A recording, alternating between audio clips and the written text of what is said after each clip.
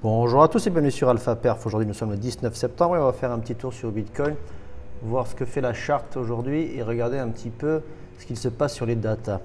Donc cette semaine on a eu le discours FOMC et les chiffres de la Fed qui ont été plutôt normalement bullish pour les marchés. Le Bitcoin a continué sa hausse tranquillement. Donc c'est exactement, non ça c'était lundi, c'est ce qui s'est passé ici, voilà. Donc on a eu un nettoyage pour de salaud, non là je suis en 4 heures donc on ne voit pas beaucoup. En fait il ne s'est pas passé grand chose, hein. Tout le monde s'attendait à une énorme explosion ou pas. On voit que le Bitcoin a corrigé, a nettoyé, pas plus que ça, il a laissé les stops ici, d'accord. Il n'est pas allé chercher de points d'intérêt bien spécifiques, en fait il a bien suivi cette trend, vous voyez, c'est assez étonnant d'ailleurs. Je m'attendais à ce qu'elle soit vraiment breakée, retestée et que ça reparte. Ça n'a pas du tout été le cas. Le mouvement sur Bitcoin a été relativement calme, d'ailleurs partout, hein, les alts pareil. Alors quelques alts reprennent un peu de force, ont repris quelques hausses. Mais bon, il ne faut pas oublier que les alts avaient pris une petite claque déjà en début d'année.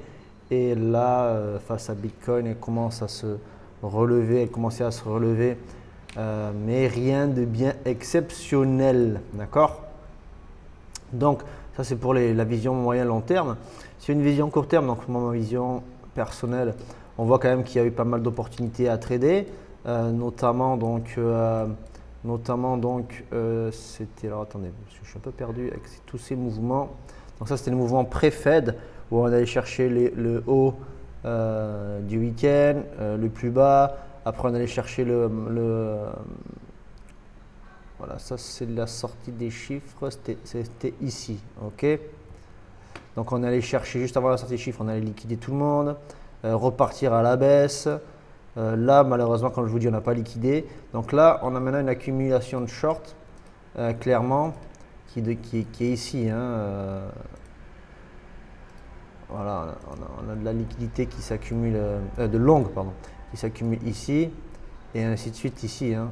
Voilà, là, et on a la zone d'imbalance ici, là, que j'aurais aimé qu'on vienne combler au moins sur un gros mouvement correctif là, pour repartir tranquillement. Donc ça veut dire quoi? Ça veut dire que là on part, on chope tous les stops qu'il y a eu là-haut. Donc là on les chope, on les chope, on les chope. On a un point, voilà, on a chopé ça.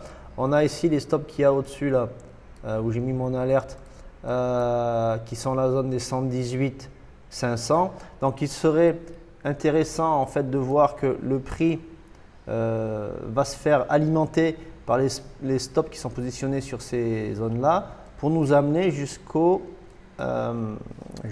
la TH. Mais, désolé de vous le dire, mais j'y crois peu. J'y crois peu. Là, en plus, je pense qu'à vue d'œil, on est dans une zone de rechargement. Ouais, on est en plein milieu. Enfin, on y arrive, on est dans la zone 61,8 de ce mouvement-là. Donc, pour moi, ça veut dire quoi? Ça veut dire qu'on a une grosse probabilité de faire ça, peut-être reprendre cette imbalance en partie, ok, pour aller chercher après plus bas. Parce que là, tout ça, là, si on commence à squeezer vers le bas, c'est-à-dire que si on vient shooter tous les longs qui sont en train de se positionner là pour espérer d'aller chercher un ATH voire plus, ben là on peut vraiment faire le sell de news bien correctif pour aller chercher des zones intéressantes, pas pour partir à la cave, mais à mon avis pour se retourner plus bas avec un marché nettoyé et repartir tranquillement sur une hausse un peu plus saine, d'accord? Donc rien de bien excitant franchement sur BTC. J'ai du mal à le trader en ce moment. Bon, il y a de la volate, hein, mais bon, j'ai du mal à le trader parce que dès que je me mets en position, ça se retourne. Enfin, les points d'intérêt, je trouve, ne sont pas bien respectés. Alors, ils sont peut-être respectés à très court terme, mais là, je fais moins de 5 minutes en ce moment parce que j'ai pas trop le temps. Donc voilà, bon, à savoir ce matin, je suis quand même positionné en short ici, sur ce retournement là. Je suis positionné en short en espérant aller choper au moins cette zone basse là, d'accord? Voilà. Mais j'y crois peu. C'est vrai que je rentre des trades quand même, hein. C'est le trade que j'ai rentré, hein. Voilà, je suis rentré par là, 17 300, Je suis entré par là et je cherche à choper ça. Donc ça, c'est les trades que je tente. Pourquoi j'ai tenté ça? Prise de liquidité, impulsion baissière, retracé. On a comblé l'inbalance ici. C'est un trade que j'ai pris en 15 minutes. On a comblé l'inbalance ici. Voilà, vous allez dire c'est tôt, mais 5 h du matin. Voilà, je suis rentré vers 5h30. C'est ça, c'est par là. Voilà, on avait laissé de l'inbalance, on a comblé. On s'est retourné, je suis rentré donc sur à peu près 17 300, donc je suis rentré par là, sur cette bougie, en short. Et voilà, je vais targeter cette zone-là. Okay, pourquoi? Parce que on laisse les liquidités pour l'instant, donc c'est possible qu'on les laisse encore. Et là, il y a quand même cette zone d'intérêt qui a été retravaillée ici, là. Donc je pense qu'on pourrait la chercher, taper la trend, faire un excès dessus. Donc ça serait cohérent de venir targeter un 3 pour 1 là, ici, ça serait tout à fait cohérent. Voilà mon trade, donc petit setup tranquille, cadeau là, je viens de vous filer. Bon, il est un peu tard à le rentrer. Vous pouvez toujours, si jamais ici on rebondit et qu'on vient faire un retournement dans cette zone, mais il ne faut pas dépasser ça, à moins qu'on prenne juste la liquidité. Il ne faudrait pas dépasser ce niveau-là. Si on prend juste la liquidité, là vous avez une autre zone d'entrée possible pour tenter le même short que je suis en train de faire. Voilà. Bon, c'est clairement du contre-tendance, parce que la tendance en 4 heures, on voit quand même qu'elle est clairement haussière. D'accord, on ne va pas lui enlever, la tendance est haussière. En 1 heure, pareil, la tendance est haussière aussi. Et en 15 minutes, je crois même qu'elle est haussière également. 15 minutes, c'est en range là, sur ces bougies-là. Ça attaque une baisse. Bon, enfin voilà, on cherche des retournements. Donc on sera en train de passer baissier en 15 minutes, d'accord? Voilà. Qu'est-ce qu'on peut aller voir? On va aller voir quand même vite fait les datas. Les datas, ils nous disent quoi? On a de la liquidité à aller chercher, enfin des liquidations à aller chercher jusqu'au 118 900, donc on va dire 119. Donc tout à fait possible qu'on la laisse pour l'instant et qu'on s'intéresse au plus bas. Ça c'est du 3 jours, on mettra une semaine pour voir ce qu'on a vraiment plus bas. Est-ce que des expositions sont fermées ou pas? Bon voilà, la liquidité reste haute, donc on est toujours en train de squeezer vers le haut. Si on décide de se retourner maintenant, c'est effectivement pour aller faire un nettoyage un peu plus profond, 114, ce serait vraiment la zone intéressante. Mais comme je vous dis, moi je target, vous voyez, il n'y a rien, il n'y a pas trop de liquidation, il n'y a rien. Je target ces zones-là, ça serait plutôt vraiment du technique. Je ne cherche pas à aller faire des chasses à la liquidité là.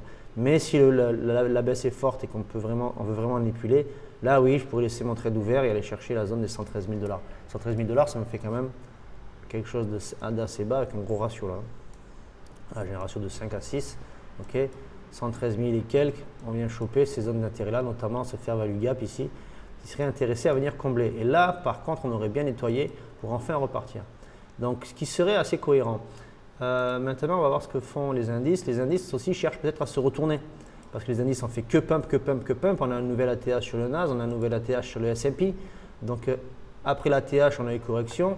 Là, le prix compresse. Donc, qu'est-ce qu'il veut faire? Est-ce qu'on va continuer à éclater à la hausse, qui n'est absolument pas impossible, ou est-ce qu'on veut vraiment corriger clairement, peut-être aller chercher les liquidités qu'il y a ici, repositionner le prix, remettre le prix dans un petit range au propre pour reprendre une hausse un peu plus claire, un peu plus avec moins de bruit, ça serait tout à fait possible. Donc vous voyez, sur le S&P, si là on entame une baisse, on fait 1%, vous voyez, je suis en 15 minutes. S&P, je préfère regarder en 1 heure. On entame une petite baisse de 1 à 2%.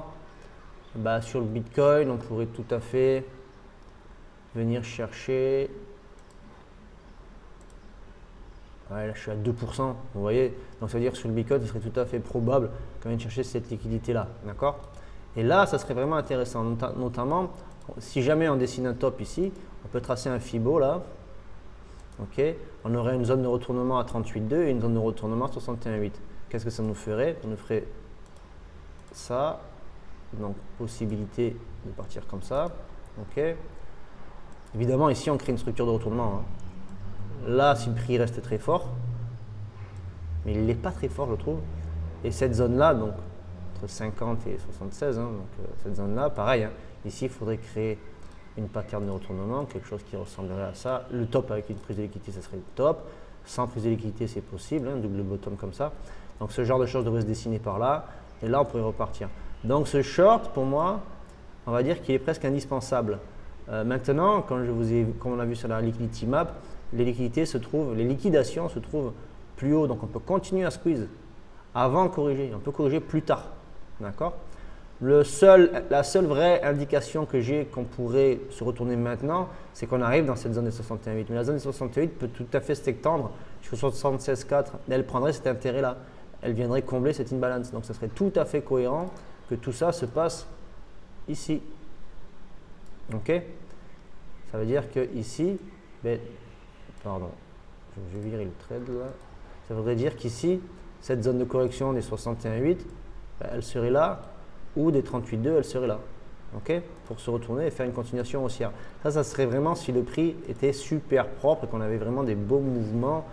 Mais je pense qu'en ce moment, on est un peu biaisé par la fête qu'il y a autour des chiffres, la panique un peu. Enfin, c'est pas une panique, il y a une incertitude quand même sur les marchés. On a le cul entre deux chaises, c'est bien que les taux sont descendus, mais l'économie va vraiment mal. Alors après, on a des chiffres qui sont sortis assez… plus intéressant, c'est que alors qu'ils sont moins intéressants pour le marché, parce que ça montre que l'économie va un petit peu mieux, mais qui sont plus intéressants pour le fait de rassurer que l'économie justement va un petit peu mieux. Vous voyez ce que je veux dire? C'est un peu, je me marche sur la queue quand je dis ça, mais c'est un peu le tout et son contraire, quoi. Ce que je veux dire par là, c'est que les taux ont baissé, donc c'est bon pour les actifs à risque, mais les gens restent quand même, je trouve, peut-être que je me trompe, hein, mais je trouve que les gens restent assez tranquilles sur l'intégration de liquidité dans les actifs à risque. Bon, même si c'est un peu fond en fait ce que je dis, c'est quand on voit comment le NAS fait les ATH, le S&P fait les ATH, ainsi de suite, mais on voit aussi que l'or a continué à pumper. Donc ça veut dire que la liquidité rentre vraiment sur le risque, mais aussi sur les securities. Donc voilà, c'est un peu ma vision. Donc j'ai un peu de mal, je vous l'ai dit, hein, même sur le Discord, j'explique à mes abonnés que j'ai un peu de mal à trader parce que je ne sais pas trop comment me positionner. Ça ne me dérange pas, étant court terme, j'arrive à rentrer des positions et à quand même faire de la performance durant ma journée. Mais j'aimerais choper des jolis mouvements, une bonne envie d'entrer là pour faire une belle sortie ici. Donc, à chaque fois, c'est vraiment des petits mouvements. Je fais des ratios qui sont bidons, quoi. Alors, j'ai un bon win rate, mais je vais avoir des ratios qui ne sont vraiment pas hyper excitants. Okay, ça, c'est comme ça. Donc, on va continuer à avoir les datas. Donc, qu'est-ce qu'on a ici? On a un open interest qui est à la hausse avec des funding qui sont plutôt, alors ici, descendants. Donc ça veut dire qu'on a de l'ouverture de short. Open interest à la hausse avec funding descendant, donc là de l'ouverture de short. Donc une fois de plus, on l'a bien vu sur les liquidations, il y a du short en haut à liquider. Donc on peut aller les squeezer, continuer à les squeezer, parce que c'est ce qu'on fait. Hein. Ensuite ici, open interest encore à la hausse avec pareil. Hein, là, l'open interest monte un peu, mais sans trop monter, hein, tranquillement. On est à l'équilibre, je dirais. Il y a autant de shorts qui s'ouvrent que de longs qui s'ouvrent. Et je dirais qu'il y en a autant qui se ferment aussi. Ici, là, on a une petite accélération. Mais pour moi, c'est une ouverture de long et de short. Parce que le funding n'a pas bougé. D'accord ? Voilà. Donc, pas grand-chose à dire ici. Hein, sauf que, oui, effectivement, on voit du short qui s'ouvre. Donc, de la liquidité qui se met là-haut. Mais ça, on l'a vu sur la liquidation map. D'accord ? Alors là, on voit qu'il y a des positions en attente, hein, qui veulent vraiment… alors, ce n'est pas des grosses positions en rachat. Et ici, vous voyez, on a eu une grosse batterie de positions. Position à 150, 120, 120, 120, 120, 120, 120, ouais, 160, 300, 300. Ok. Ça, c'est clairement quelqu'un qui ne voulait pas que le prix aille plus haut. D'accord ? Il mettait tout en œuvre là, il a tout mis en œuvre pour ne pas faire monter le prix. Donc, ce genre de choses montre qu'on est quand même dans un contexte baissier. Il faudrait qu'on aille chercher plus bas. Là, c'est pareil, ces petites positions 132, 167, ça sera facile à fil si jamais on doit vraiment craquer à la baisse, ça sera facile à filmer. Comme je vous dis, il n'y a pas beaucoup de liquidation. Donc la liquidité qui est là peut quand même retenir un petit peu le prix. D'accord? Vous voyez ce que je veux dire? Si vous ne voyez pas, venez sur le Discord, laissez des commentaires, on explique. Les ETF, ça a racheté hier, avant-hier ça a vendu un petit peu. Bon, la semaine est clairement positive, c'est sympa à voir, ça fait toujours plaisir, je préfère voir ça que ça. Il y a eu donc un gros intérêt sur l'achat des ETF avant les chiffres. Maintenant, bon, ben, ça a vendu le jour des chiffres, je crois, ouais, le jour des chiffres. Et hier, ça a racheté. Donc, on est toujours plutôt sur une tendance haussière. Que font les whales? Donc, que font les whales? Les whales sont en vendu. Ok, là, je suis en 15 minutes, je vais mettre en 1 heure. Les whales ont vendu ce mouvement. Alors, les whales ont vendu ça. Le top là, voilà, le top a été vendu par les whales et les micro whales. Donc voilà, ça va prendre du bénéf. Les gens se sont positionnés vraiment pour la sortie des chiffres à mon avis. Et les retails vendent aussi. Depuis ici, là, les retails vendent. Donc voilà, vraiment la pression sur le spot, la pression est baissière. Je vais revenir sur le... Ouais, on voit le CVD est clairement baissier aussi, c'est confirmé, d'accord? Voilà, on a le prix qui descend, ouais, cool, je suis en short, c'est un bon truc pour moi. Donc je vais faire une petite position ce matin, sympathique, mais ça ne va pas être le grand feu, voilà. Préparez-vous pour ce week-end, il peut y avoir de la manipulation de marché. C'est possible que les market makers veuillent un peu remettre le chantier au propre, on va dire, hein, remettre un peu la charte au propre pour attaquer une semaine tranquille, semaine prochaine. Semaine prochaine, qu'est-ce qu'on a? Est-ce qu'on a des chiffres intéressants? Je ne fais pas de vidéo le week-end, donc après j'en parle sur le Discord. Donc quand tu veux. Merci, ça serait bien que ça accélère un petit peu. Bah, désolé, ça broute, ça ne marche pas. Bon, vous pouvez regarder de votre côté, hein, Forex Factory, allez voir s'il y a des chiffres intéressants la semaine prochaine. On va pas regarder, enfin je m'en fous un peu des chiffres qui sortent, c'est savoir s'il va falloir se préparer un petit peu de volat ou pas. Donc ça donnerait, s'il y avait de la volat prévue pour la semaine prochaine, ça donnerait petite excuse pour les market makers de nettoyer le chantier durant le week-end pendant que les retails trade et que les gros sont protégés. Voilà, ok. Bon, ben merci d'avoir regardé la vidéo. Laissez un petit like, un petit commentaire avec plaisir. S'il vous plaît, les gars, il y a toujours une trentaine, quarantaine de vues sur les vidéos. Il n'y a pas de like. Alors, bon, soit c'est vraiment naze, donc arrêtez de regarder. Soit, non, faites de l'effort de cliquer juste sur le pouce. Ça vous prend une demi-seconde. C'est plus rapide que rentrer un trade. Donc, allez-y, cliquez juste sur le pouce, c'est cool. Faites-le marcher ce petit pouce. Hein. Merci bien. Allez, ciao, ciao et bon trade à tous.